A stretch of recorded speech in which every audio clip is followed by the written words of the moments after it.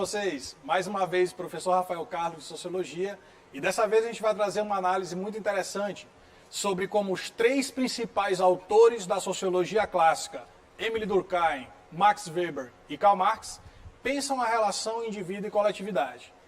Então vamos lá, né? Vamos começar a aula de hoje. E no primeiro slide a gente traz logo a figura desses três maravilhosos aqui. O Durkheim, 1858-1917, o Marx, que nasceu em 18 e morreu em 1883, e o Max Weber, que nasceu em 1864 e morreu em 1920, e compõe a tríade mais importante do pensamento sociológico clássico. Então, quando a gente fala em sociologia, imediatamente nós lembramos desses três caras, Durkheim, Weber e Marx também. E a aula de hoje é exatamente sobre como cada um desses pensadores, que foram extremamente influentes para a história da sociologia, analisam a relação entre indivíduo e coletividade. Vamos começar então a partir da análise durkheimiana. E aí a gente tem aqui um quadro que representa a forma que o Durkheim observa essa relação entre indivíduo e sociedade. Lembre-se que Durkheim, ele é um cara que é influenciado pelas teorias do começo do século XIX. São elas o evolucionismo, o determinismo e o positivismo. Tanto o determinismo quanto o positivismo, eles concebem a ideia de que cada indivíduo, cada ser humano, ele é resultante do meio em que ele vive. Então, por isso que Durkheim pensa o indivíduo como um produto da sociedade. E lembre-se que os valores sociais, ou seja, aquilo que chamamos de consciência coletiva, o conjunto de hábitos, costumes, regras, valores, normas que nos conduzem a agir em sociedade, são coisas que são anteriores e exteriores a cada indivíduo e se impõem sobre cada um de nós de forma coercitiva. Por isso que, na visão de Durkheim, cada indivíduo ele é resultante do meio em que ele vive. Ele é, portanto, produto do meio social. Beleza? Lembra quando teu pai e tua mãe, de vez em quando, se preocupam com as amizades de vocês e dizem assim, olha, toma cuidado com teus amigos, toma cuidado com as pessoas que tu tá andando. Às vezes, mal eles sabem que você pode ser a má influência, né? Acontece de vez em quando. Mas essa preocupação, ela é exatamente isso. É a preocupação de que a personalidade de cada indivíduo vai ser forjada pelas relações, pelas interações sociais que esse indivíduo tem com o meio em que ele vive. Por isso que, por vezes, o teu pai, a tua mãe, ou as pessoas em geral, se preocupam com as tuas amizades, entendeu? É exatamente por conta dessa perspectiva, que é uma perspectiva que vem do determinismo, que passa pelo positivismo e chega até a teoria de Durkheim também. Então a gente pode dizer que o Durkheim, ele pensa a relação indivíduo-coletividade de maneira vertical. Por que vertical? Porque a sociedade está acima e o indivíduo está abaixo. Então, cada indivíduo ele vai ser resultante do meio social em que ele vive. A sociedade predomina sobre cada indivíduo. Ela se coloca acima, os valores da sociedade se colocam acima das perspectivas individuais. Tanto é que Durkheim vai dizer que para o indivíduo se sentir integrado à sociedade, ele precisa absorver esses valores. Ele precisa se acostumar com aquilo que o meio coletivo determina para ele como regra, como conduta. Eu vou te dar um exemplo. Os hábitos de higiene. A gente não nasce sabendo que tem que tomar banho todo dia, escovar os dentes, cortar as unhas, tirar a cera do ouvido. Isso tudo faz parte de um aprendizado que integra o nosso processo de socialização. Então, com o passar do tempo, nós nos acostumamos a fazer isso. Eu espero que sim, né? E aí a gente, absorvendo esses valores, esses hábitos, se sente integrado à vida em sociedade também. Então é exatamente essa perspectiva.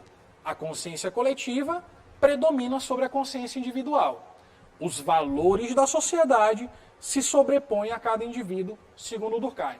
Então lembra, é uma relação vertical. A sociedade está aqui em cima, o indivíduo está aqui embaixo. A sociedade predomina sobre o indivíduo, ok? Ela prevalece sobre cada indivíduo. Ainda na análise do Durkheim, a gente percebe o seguinte também, que o sistema sociológico dele também tem a ver com isso que eu te falei. Quando Durkheim ele cria a sociologia do ponto de vista científico, na obra chamada As Regras do Método Sociológico, de 1895, ele estabelece que a sociologia é a ciência que estuda os fatos sociais.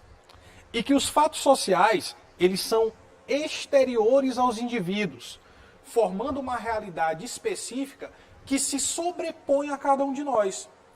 E que, portanto, são externos, portanto, são coercitivos. Então, olha só, muita gente pensa que a sociedade é meramente a soma dos indivíduos, mas não é.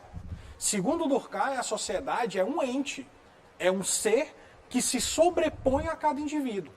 Por isso que aquela relação que eu te falei antes é uma relação de verticalidade, é uma relação de predominância.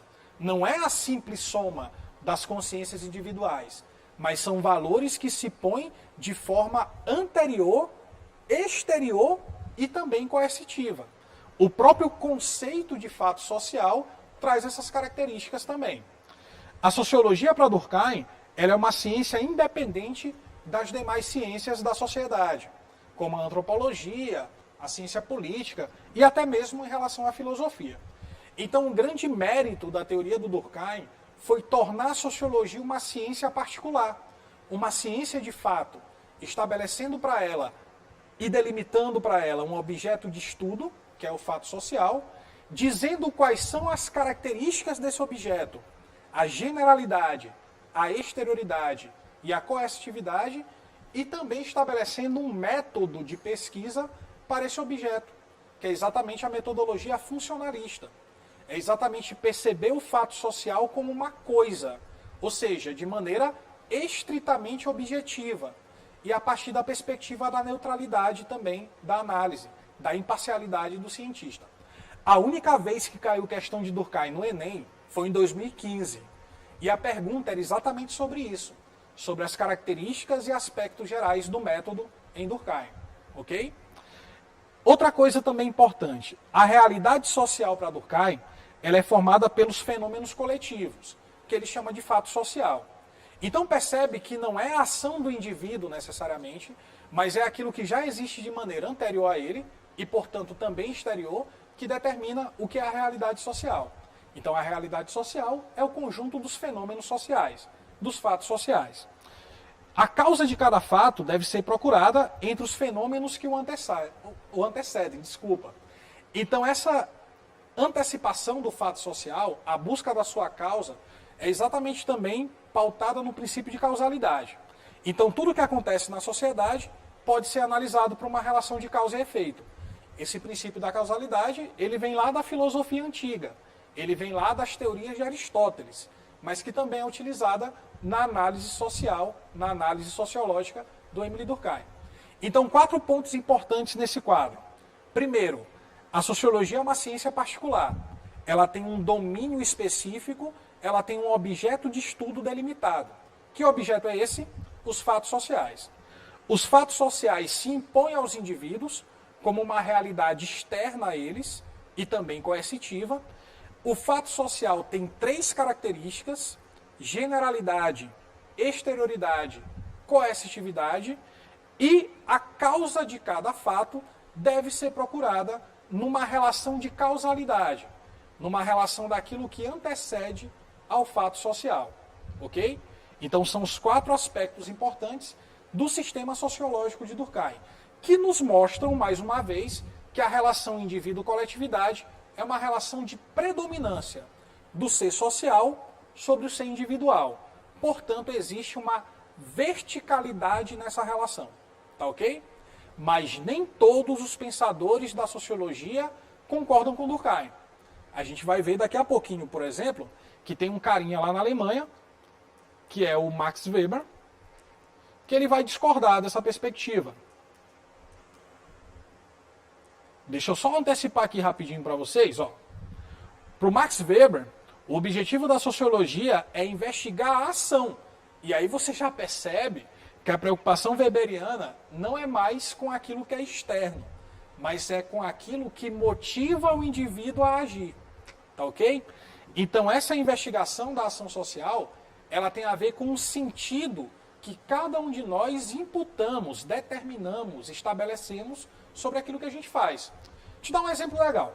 Nesse momento agora, você está assistindo essa aula e assistindo também as outras aulas, porque você está se preparando para fazer o Enem, para fazer o vestibular, para conseguir um bom rendimento nas suas provas. Então essa preparação, esse teu estudo tem uma finalidade. Você está estudando, organizando um horário em casa, copiando as aulas, para poder conseguir algo. Conseguir tirar uma nota boa, conseguir a aprovação no vestibular e daí por diante. Então essa atuação é uma ação racional. Você sabe que para conseguir o seu objetivo, você precisa estudar. Diferente, por exemplo, quando você está apaixonado por alguém ou apaixonada por alguém e você resolve declarar sua paixão para essa pessoa. Nesse caso, a atuação não tem um sentido racional. Ela tem um sentido emocional. Ela tem um sentido afetivo, entendeu? Ou seja, para o Weber, é importante também nós entendermos o tipo de motivação que nos leva a agir. Nem sempre as nossas ações são racionais. Elas podem ser afetivas. Elas podem ser costumeiras, tradicionais. A gente pode estar meramente seguindo uma tradição, como pedir bênção para o pai ou para a mãe, como raspar a cabeça quando passa no vestibular, como presentear alguém em datas importantes. Então, esse sentido da ação, na teoria weberiana, ele é importante também. Não é só analisar o fato, não é só perceber aquilo que vem da sociedade para o indivíduo, mas perceber que cada indivíduo, cada um de nós, também tem seus motivos, também tem sentido em sua ação para poder agir, para poder se relacionar com os outros. Então, a investigação da ação passa pelo sentido que se imputa a ela, que se coloca, né, que se motiva para que você possa agir. O método compreensivo weberiano, ele consiste em entender o sentido que as ações de um indivíduo contêm, e não apenas o aspecto exterior. O que é exterior? É aquilo que vem da sociedade. Então, ao contrário do Durkheim, o Weber ele quer entender essa relação. Ele não acha que a sociedade ela sempre se sobrepõe ao indivíduo, mas ele acredita que existe uma relação de dupla troca. Eu, como indivíduo, também sou capaz de interferir no meio em que eu vivo. Não é apenas o meio em que eu vivo que interfere na minha personalidade. Enquanto Durkheim pensa verticalmente, Weber pensa horizontalmente. Enquanto Durkheim diz que a sociedade está acima do indivíduo, Weber vai dizer que indivíduo e sociedade se completam e se influenciam de maneira mútua. Da mesma forma que o meio interfere em mim como indivíduo, eu também como indivíduo interfiro no meio em que eu vivo. Por isso é uma relação horizontal, é uma relação de dupla troca de influência entre o individual e o coletivo também. Beleza? Vamos continuar aqui. Já que a gente já chegou lá nele, né, no Max Weber, a gente continua a análise. É o indivíduo, por meio de valores sociais e motivação, que produz o sentido da sua ação.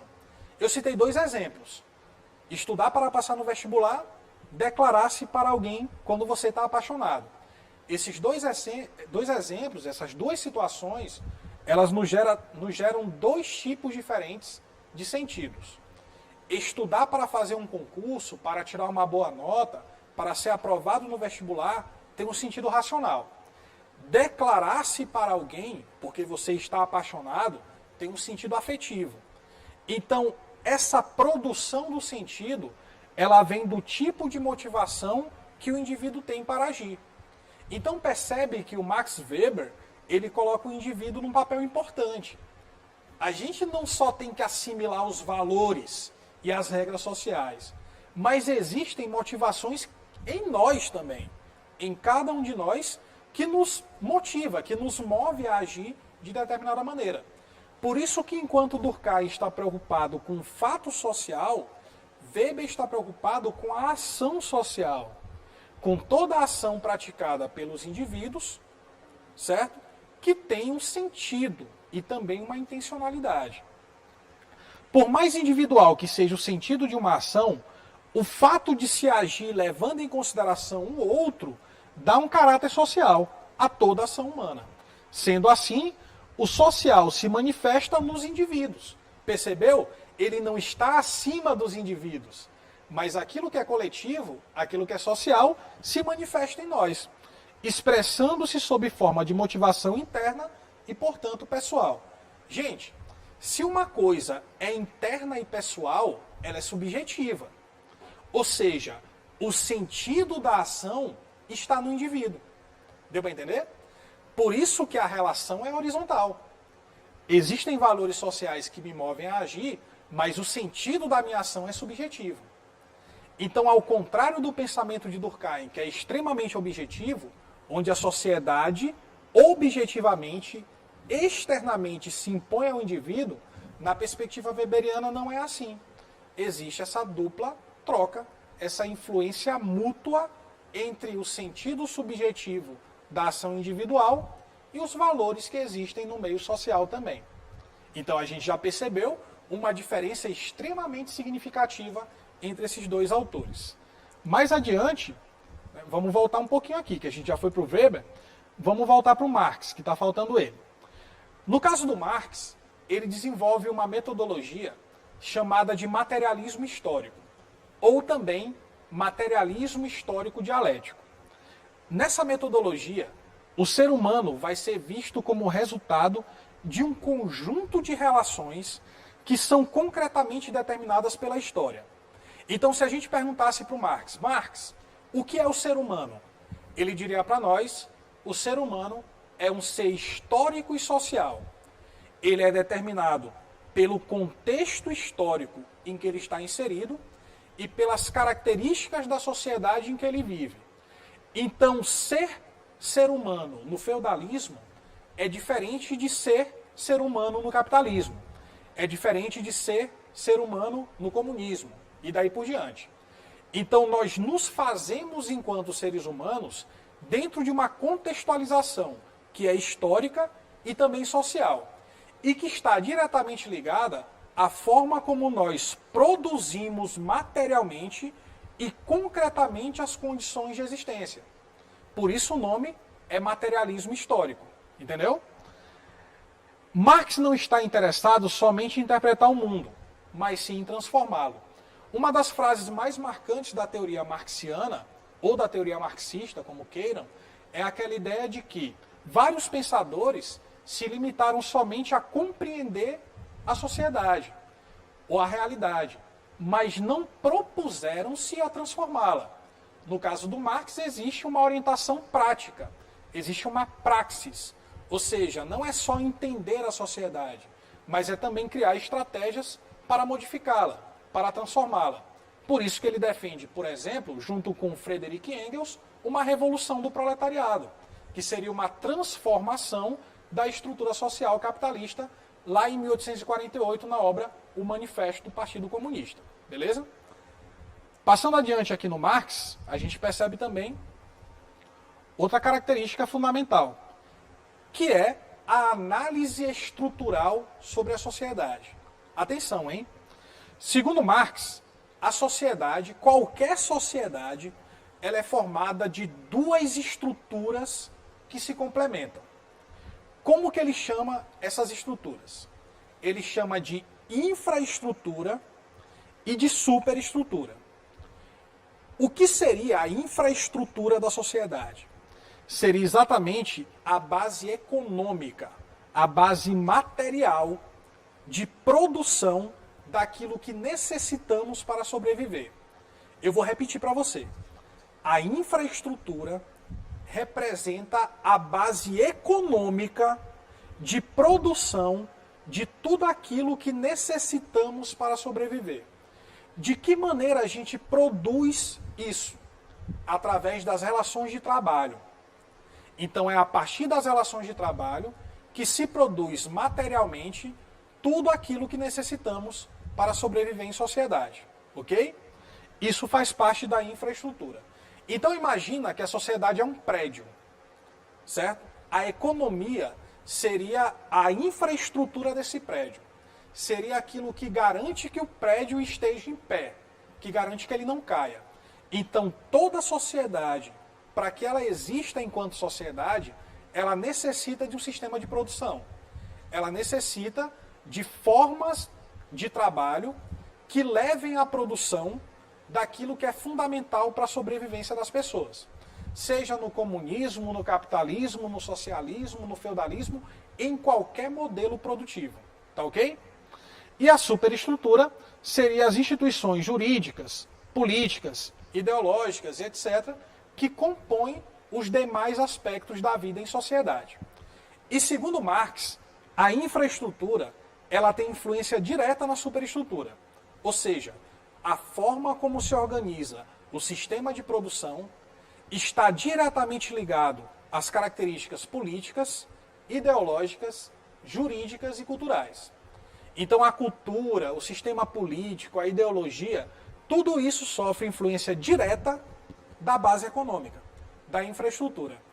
Lembra que Marx é o mais economicista de todos os autores da sociologia clássica. É aquele que tem um olhar mais voltado ao sistema de produção, às relações de trabalho, e tenta entender a sociedade através desse olhar, do olhar voltado às questões econômicas. Tá ok? Vamos adiante, então, aqui no quadro. E aí, um dos principais conceitos do Marx, que tem a ver com essa relação indivíduo-coletividade, que é o tema da aula, é exatamente o conceito de luta de classes.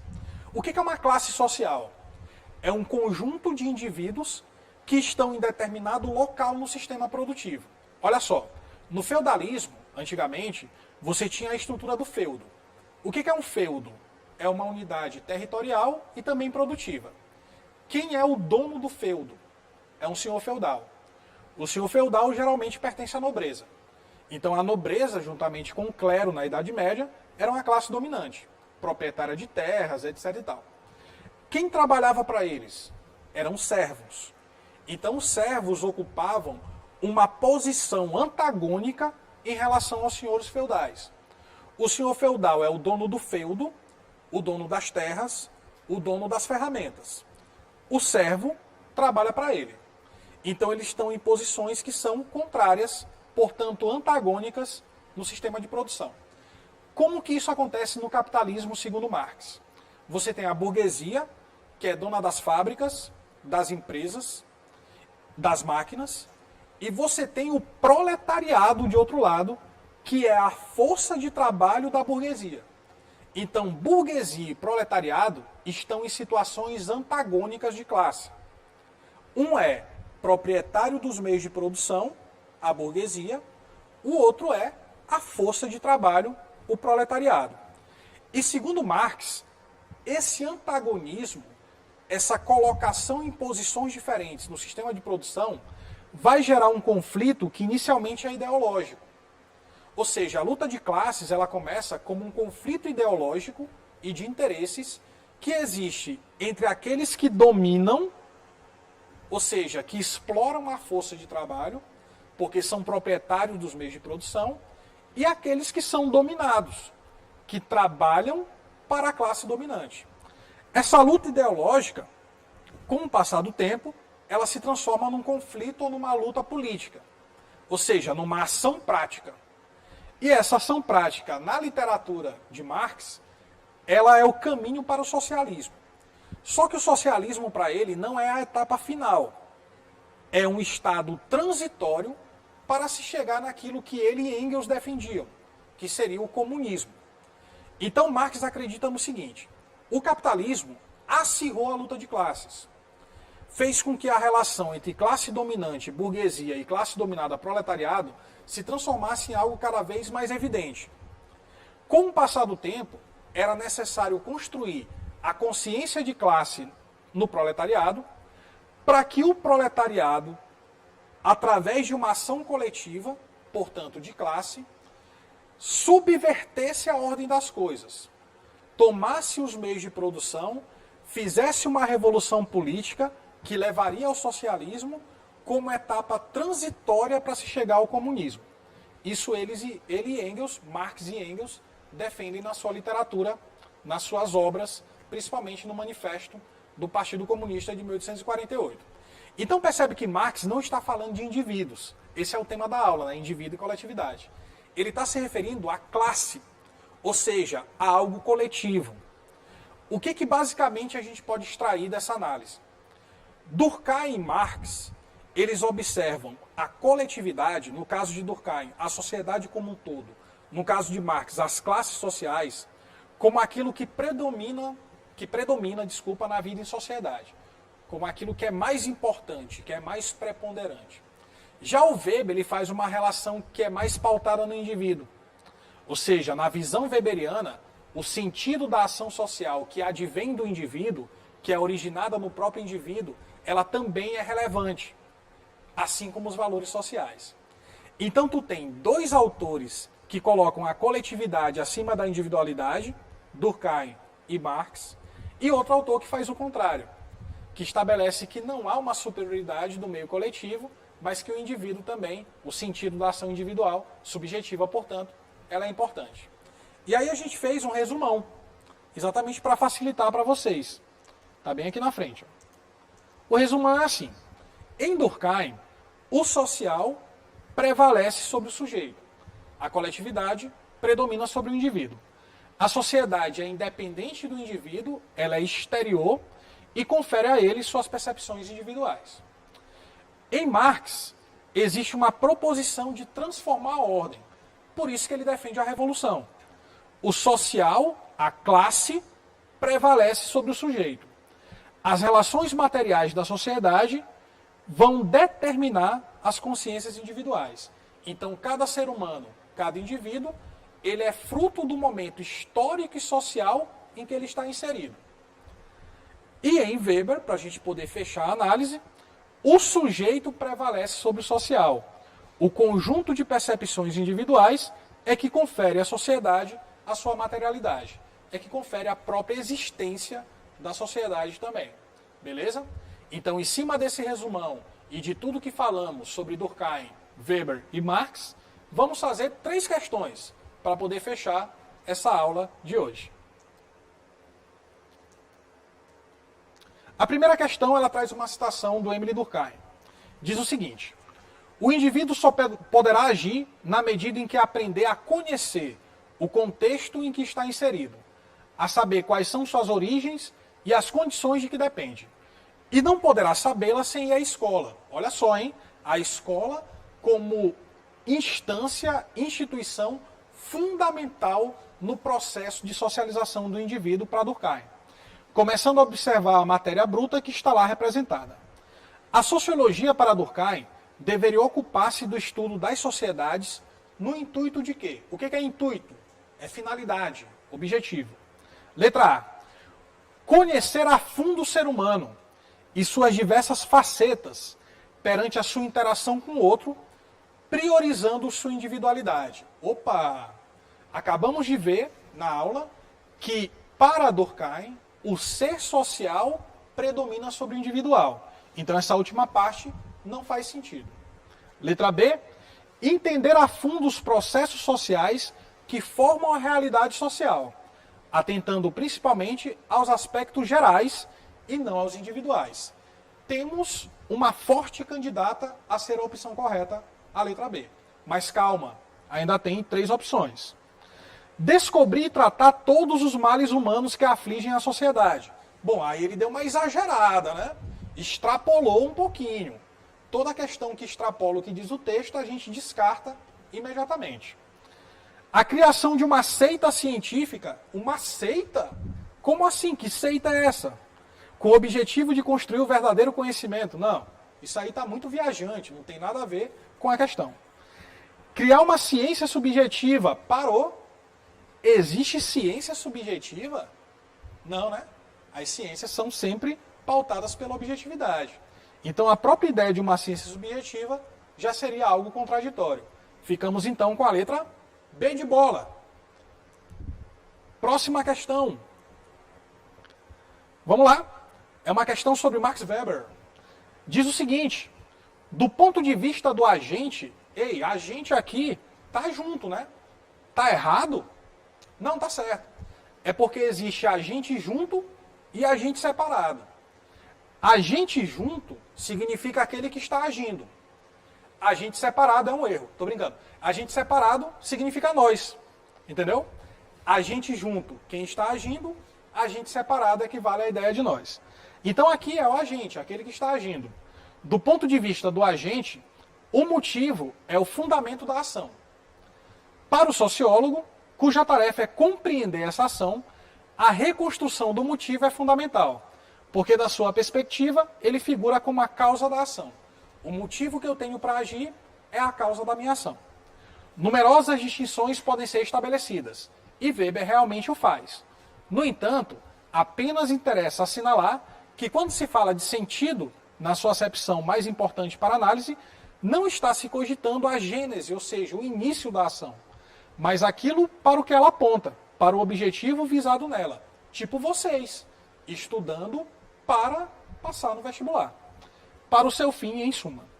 A categoria weberiana, que melhor explica o texto em evidência, está explicitada em, letra A ação social possui um sentido que orienta a conduta dos atores sociais. Tá muito óbvio, né? A letra A é uma fortíssima candidata para ser a nossa opção correta. Vamos ver as outras. Luta de classes. Parou. Luta de classes é um conceito do Weber ou do Karl Marx? É do Karl Marx. E a questão fala sobre Weber. Então a gente descarta a letra B. Fatos sociais. Parou. Fatos sociais é um conceito de Durkheim e não do Max Weber. E a questão trata sobre a teoria weberiana, descarta a letra C. Tipo ideal é uma construção teórica abstrata que permite análise de casos particulares. Ele não está se referindo necessariamente a casos particulares, mas ele está se referindo aos motivos que nos levam a agir. Agir me lembra ação. Então a letra A está mais segura. Letra E. O sociólogo deve investigar o sentido das ações que não são orientadas pelos outros. Falso. Toda ação social é a ação praticada pelo indivíduo que tem o outro como referência. Então a nossa alternativa correta é a letra A de avião. Tudo bem? Vamos para a última questão da aula de hoje. Que é uma questão que traz a análise do Marx, né? A gente falou de 3 autores, fez uma questão sobre cada um deles. O marxismo contribuiu para a discussão da relação entre indivíduo e sociedade. Diferente de Durkheim e Max Weber, Marx considera que não se pode pensar a relação indivíduo-sociedade separadamente das condições materiais em que essas relações se apoiam. Para ele, as condições materiais de toda a sociedade condicionam as demais relações sociais. Eu vou repetir essa parte, hein? As condições materiais de toda a sociedade condicionam todas as outras relações sociais. Em outras palavras, para viver, os homens têm de, inicialmente, transformar a natureza através do trabalho, ou seja, de comer, construir abrigo, casa, fabricar utensílio e etc. Sem o que não poderia existir. Para Marx, qual é o ponto de partida para o estudo de qualquer sociedade? Tá fácil, hein? Letra A. As condições materiais, até aí beleza. E espirituais, não tem nada a ver com espiritualidade. Ele está falando de produção, de trabalho, de condições materiais. Esquece, então, a letra A. As relações sociais que os homens estabelecem entre si para utilizar os meios de produção, beleza, e transformar a natureza, ou seja, a produção econômica, infraestrutura, é a raiz de toda a estrutura social, que condiciona a política, as classes, a cultura e todo o resto da sociedade. Perfeito! A letra B me parece que será a nossa opção vencedora. Mas ainda tem mais 3. Vamos ver. Letra C. Identificar as várias fases do sistema social capitalista e como se estabelecem as relações sociais de produção, bem como a apropriação por parte da burguesia das riquezas produzidas pela classe operária. Olha só, nesse caso, a questão fala sobre sociedade no geral.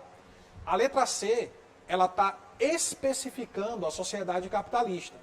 Por isso ela não pode ser a opção correta. Ela reduziu a pergunta. Ela reduziu o que está no comando da questão.